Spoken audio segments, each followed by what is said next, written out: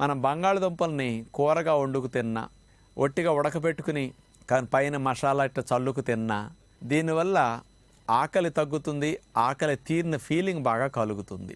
అదే deep fry చేసిన నూనెలో వేసి దేవిన, బాగా నూనె వేసిన, బాగా ఓవెన్లో పెట్టేసి బాగా హై హీట్కి గురి చేసినప్పుడు కూడా ఇలాంటప్పుడు ఈ మెకానిజం పోతుందన్నమాట.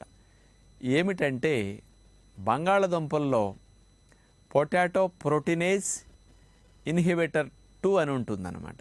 ఇది మన పొట్టలోకి వెళ్ళాక జిఐటీలో గ్యాస్ట్రో ఇంటెస్టినల్ ట్రాక్లో కొలిసిస్టోకైనిన్ అనే దాన్ని విడుదల చేస్తుందన్నమాట.